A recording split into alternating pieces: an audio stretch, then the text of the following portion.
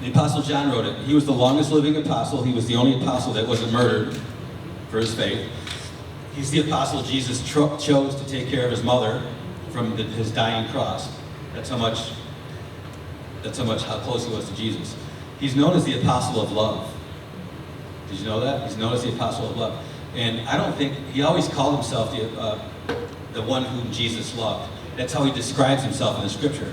And I thought about that a lot. I thought, does it mean Jesus loved him more than the others? And no, it's not possible for God to love anybody more than anybody or love anybody any less. He loves us all 100%. So I thought, what does it mean? I think John understood God's love more than most other people.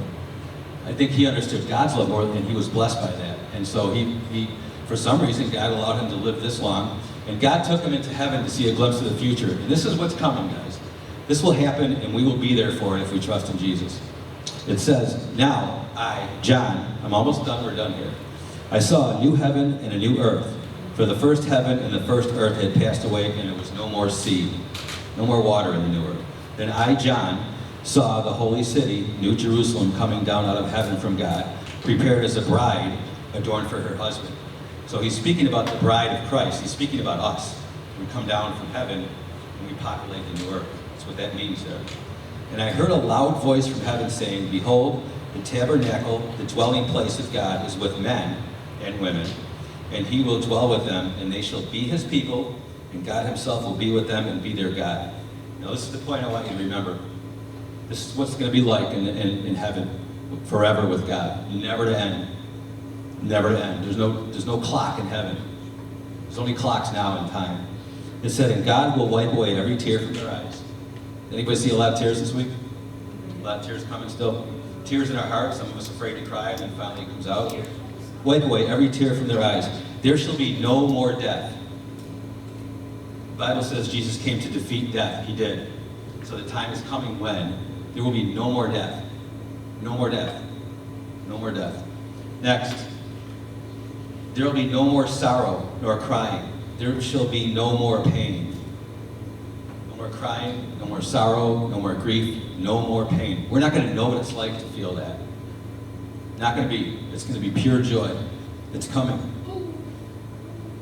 And the former things have passed away. Then he who sat on the throne said, behold, I make all things new. And he said to me, write, write. God told John, write. And he wrote. That's why we're reading it. Because he did what God told him. We're reading these words 2,000 years later. These words were written 2,000 years ago. Just think about that. We're reading them now. That's like 20 decades. No, more than 20. My math is terrible. We'll figure it out later. Anyway, these words are true and faithful. Meaning they're the absolute truth.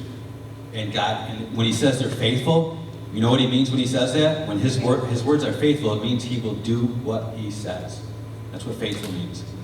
So, whether you believe it or not, that's what's in store for those who've placed their faith and their trust in Jesus.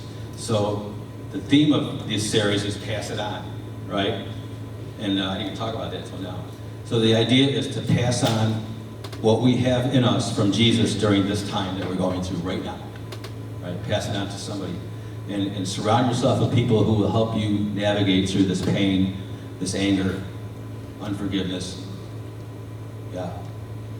There won't be a time in your life where you don't have unforgiveness. You'll have unforgiveness. It's how we seek to be forgiving that matters to God. So that's, if our hearts are right, that's what we're doing. We're never going to be perfect.